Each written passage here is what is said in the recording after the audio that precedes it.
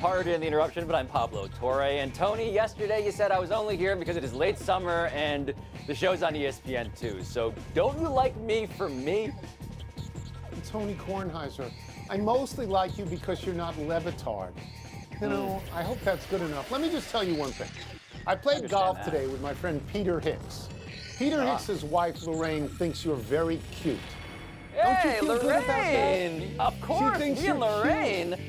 Lorraine. Yeah, nice. You know, right? That's nice. give me a call. Welcome to PTI, boys and girls. Wilbon is back tomorrow, but today I am pleased to welcome back our great friend from the new podcast, Pablo Torre Finds Out, Mr. Pablo Torre. That's beginning to grow on me, the Pablo Torre Finds Out. I sort of like that. We begin today with the Arizona Cardinals cutting their presumptive starting quarterback, Colt McCoy, and placing their $230 million quarterback, Kyler Murray, on the physically unable to perform list, making him ineligible to play until Week 5. Arizona will now go to either Josh Dobbs or Clayton Tune, whoever they may be.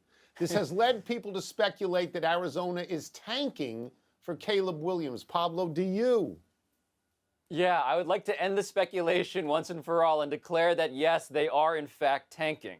And they're doing it in ways that are obvious, starting potentially Josh Dobbs, who has taken 0 snaps, has done 0 things for this team, was just signed over the course of this offseason. But the other reason they're going to clearly do it is because Caleb Williams, Tony, is the headline of the story. He is, yes, the closest thing to Patrick Mahomes that is not Patrick Mahomes himself.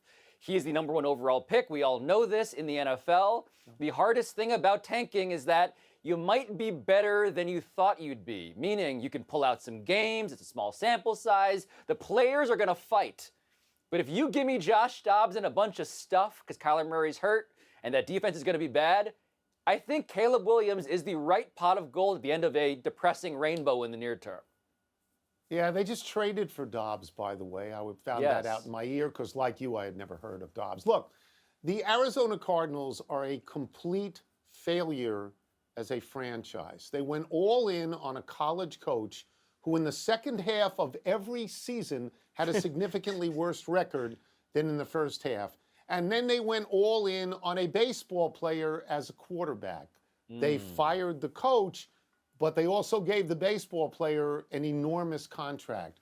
Should you tank for Caleb Williams? Okay, well, should Jacksonville have tanked for Trevor Lawrence? Should Cincinnati have tanked for Joe Burrow? Emphatically, yes. It's a high-risk strategy, but if it works, it's gold. My point would be that I don't trust this particular team. They drafted, with the 10th overall pick a few years back, Josh Rosen at quarterback, and within a year, it looked like they were tanking for Kyler Murray, and they drafted Kyler Murray with the #1. I don't even know at this point, Pablo, if Kyler Murray goes back to baseball, because the coach has nothing with him, the GM has nothing with him, right? They inherited this guy. I don't know. No, they're on to the next solution, and Kyler Murray, yeah, they struck out on the baseball player. You're correct.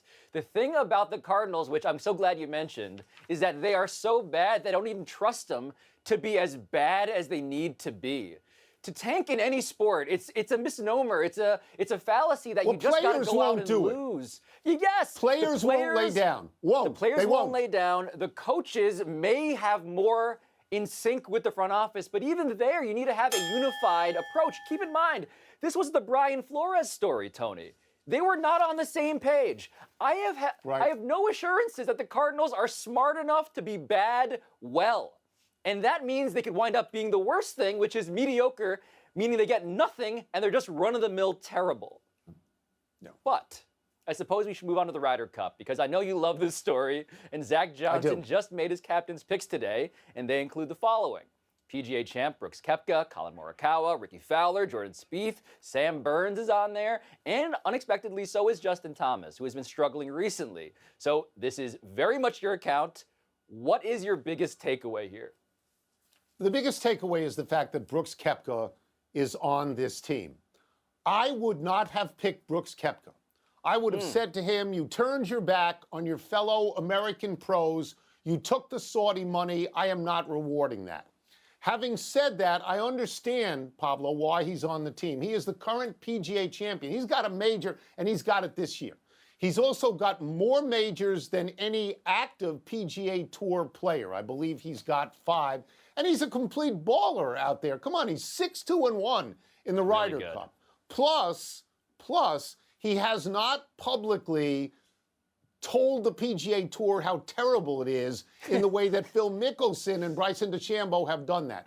I look at the second half of this golf season basically as olive branches being given to the Saudi Tour by the PGA Tour, and this, to me, is another one. That is, to me, the biggest headline, yes. Yeah, I'm so glad you mentioned that, because if not for you, I think that everybody involved in the Ryder Cup would be very glad to not talk about this ever again.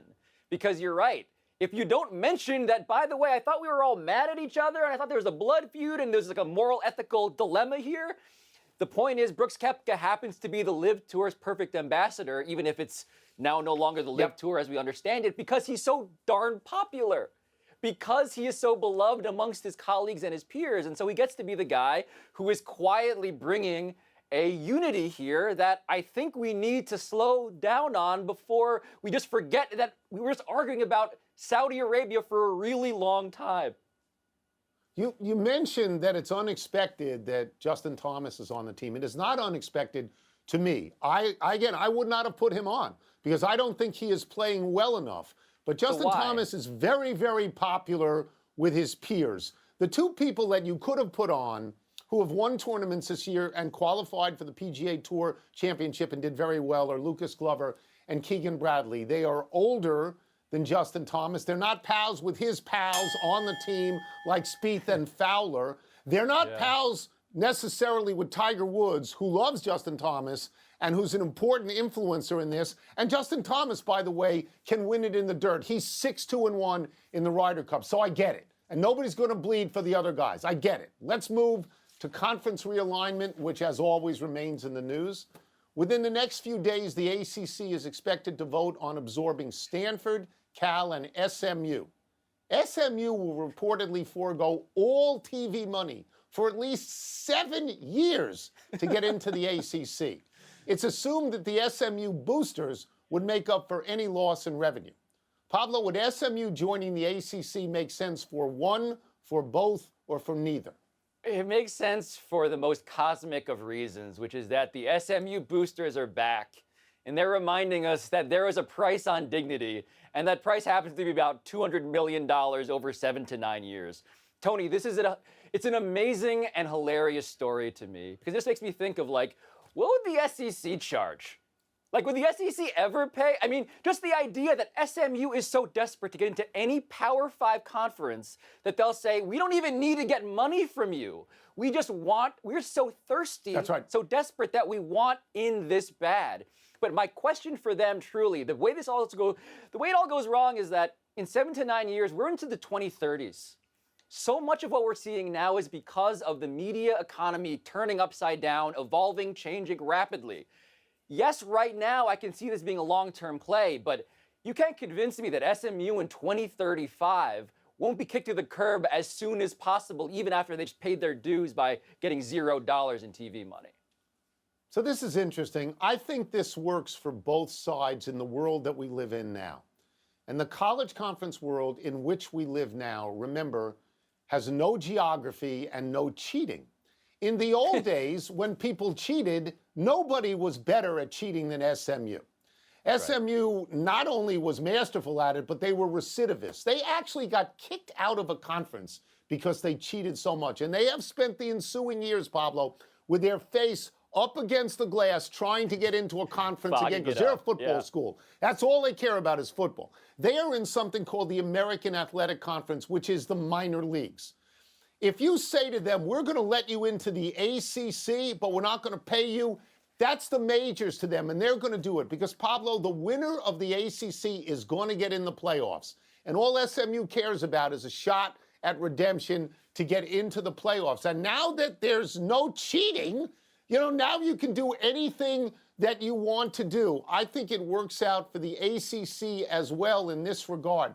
First of all, they get two really good academic schools. They get Cal They get Stanford. They get SMU for free, and they get the Dallas television market in football. I mean, why wouldn't you do that? Again, there's no cheating. Oh. There's no cheating.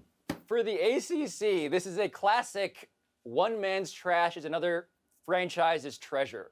The ACC has been disrespected routinely, but now they're getting a buy two, get one free offer on a school. Replete with money. I didn't think this was possible until I saw the story today. Amazing. Just remember this. You think your boosters are good? SMU boosters are good. Let's take a break. Coming up, what's the word for the episode between two fans and Ronald Acuna Jr. last night? And what's the best way to describe the hot streak that Julio Rodriguez is on right now? They're walking away from about $25 million that the ACC would pay somebody else.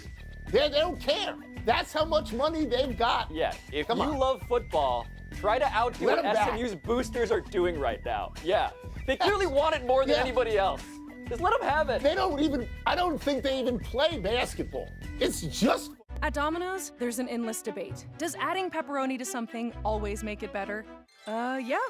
Debate over. Introducing Domino's new pepperoni stuffed cheesy bread. Loaded up with irresistible pepperoni, it's our most delicious stuffed cheesy bread yet. Only at Domino's. Every year, thousands of athletes disappear in clutch moments due to falling hydration levels. They've been told how you feel yourself doesn't matter.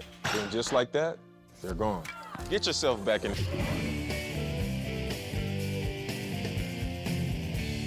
Let me be clear on this. Pablo isn't just here because we're on ESPN2. He's also here because he knows big words. Word up, Pablo. What's first? Ronald Acuna Jr.'s interaction with fans last night was blank. My word is terrifying. I'm sure you watched this clip. There are people getting out of the stands in Coors Field, and they're running over to this guy in the outfield. What is going? Where is the security? How can you have this? Please don't tell me that they only want to hug him. What if they want to kill him? All right, this guy is going to be the MVP in the National League. He is likely to become the first player ever with at least 30 home runs and at least 60 steals. He's a very valuable baseball player. What are they serving in the outfield stands at Coors Field that prompts people to go over the wall? And again, let me say this, where is the security? This is why you have security. My advice in this situation is get more security and get them out there faster. You can't have this. Yeah, you asked what are they serving, Tony. My concern is that it's what the internet as a whole is serving. Now, this is just my speculation, my instinctive reaction, but my word for this is monetizable. Not because Ronald Acuna Jr. is going to monetize this, it's because the behavior of young people doing crazy things that look insane, it's stuff that you see all of the time because they're doing it for views, because in the attention economy, just being ridiculous, even going to jail over this is something you can monetize now. You are not on the internet. God bless you for being away from it. But I am concerned that this is behavior that is just seeping into everything. There are incentives, real money attached to doing stuff like this. It feels like a viral video prank, and hopefully it's not something even darker, as you alluded to. I never would have gone there. I never would have gone there. You're probably right. But to me, it is just so dangerous. I mean, you cannot have this ever. I mean, you can't. There's got to be a punishment that deters this. And one punishment is a security guard knocking you out. That's what Wilbon would say. Yeah. Knock them out. So, anyway. All right, what's next? Exit velocity. Right now, Julio Rodriguez is blank. He is flammable. The Seattle Mariner player has now had 4 hits last night, okay? In the last, his extended hitting streak is now at 13. In those 13 games, he has 21 RBI. He also is, let me get this right, 32 for 62. So he's batting a cool .516. You know anybody else who's batting that at the moment in the last 13 games? In the last 10 of those games, he has 28 hits. In 5 of those games, he has 4 hits in 1 game. Seattle is the hottest team in baseball. Rodriguez is the hottest player in baseball. And it brings up an existential question. Shohei Ohtani is the greatest player we've ever seen. Yeah. But if his team, if Seattle makes the playoffs, And they finished 20 games ahead of the Angels in the same division. Do you have to check the MVP for Rodriguez if he continues like this and not Ohtani? Tony, I'm going to stop you right there. My answer to this question is Julio Rodriguez is second place.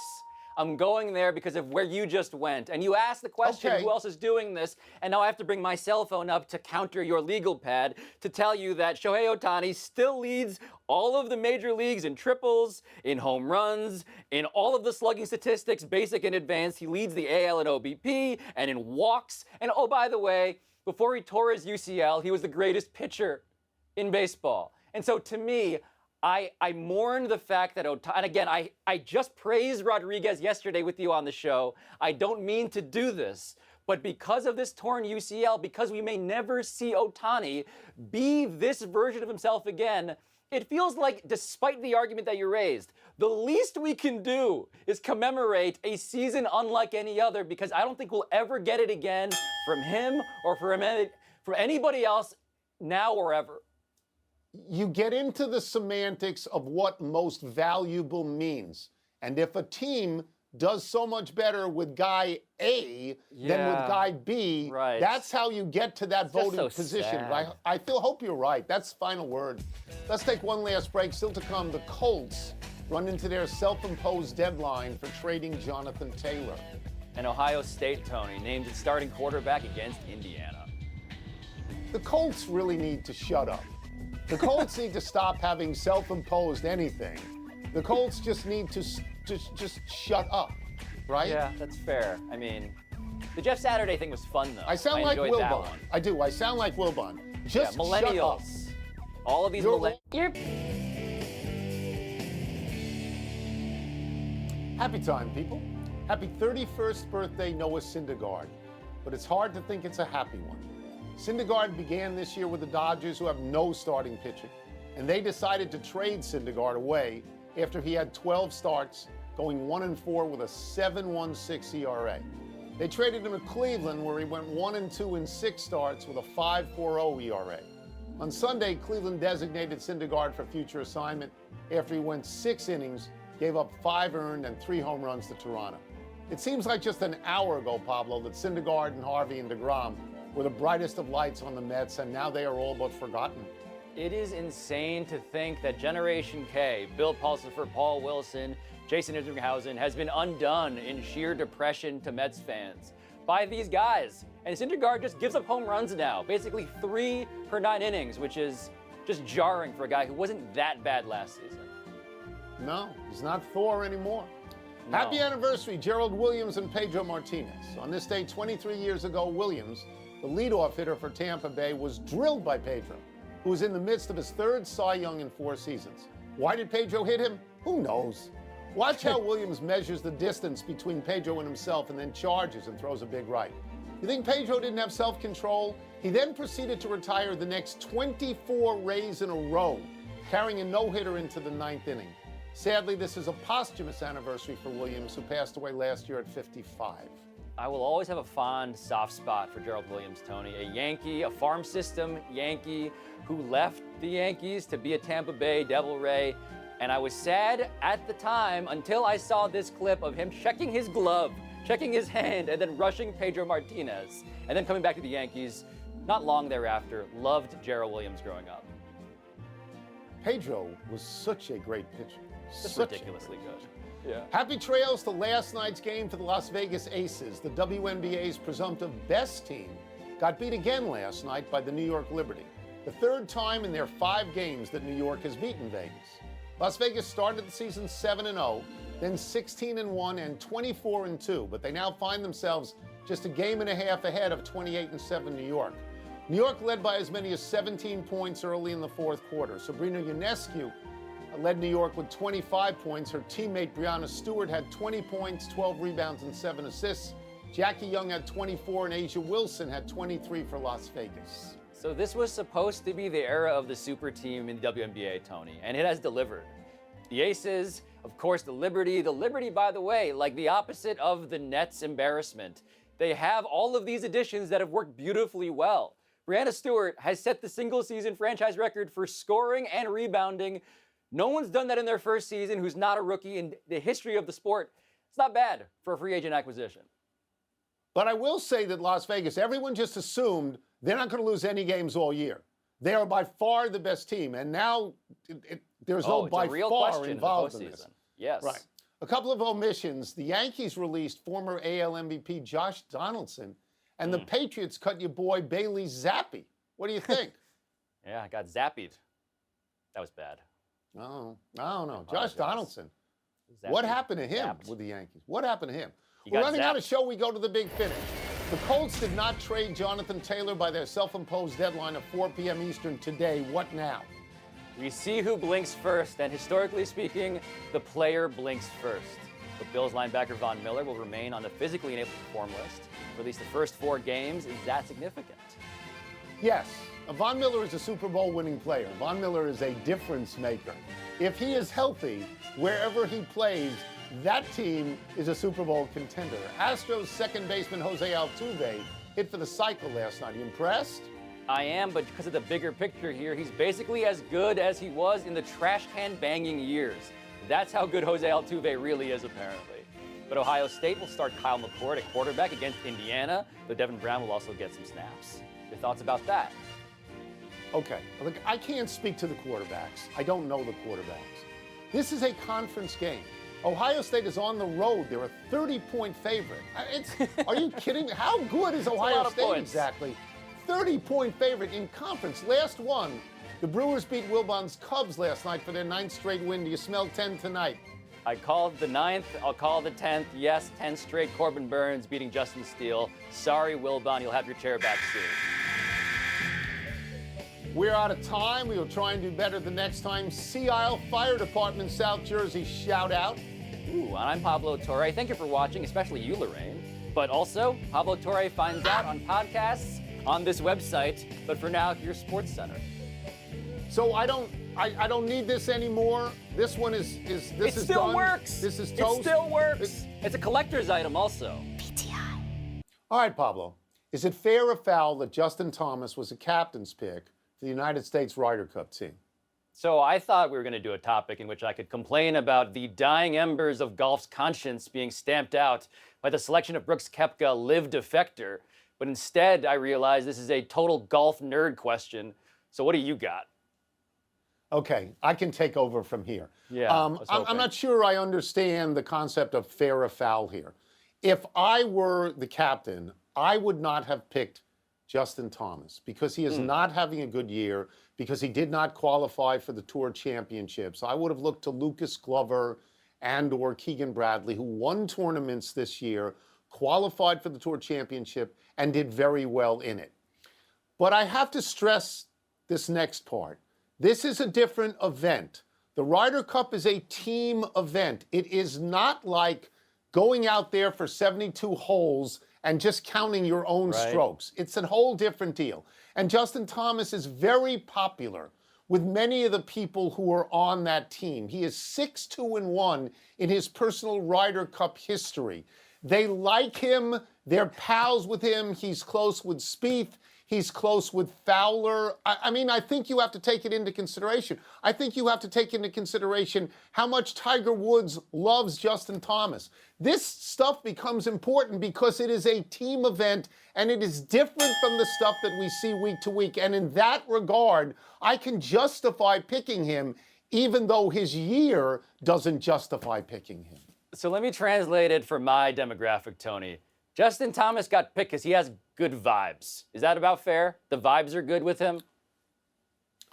Everybody likes Justin Thomas. They like to play with him, and he's been great in the event, yes. Yeah, is that all you're giving us? I'm doing 1.5 minutes to 2, and you did 5 seconds honestly, on a vibe?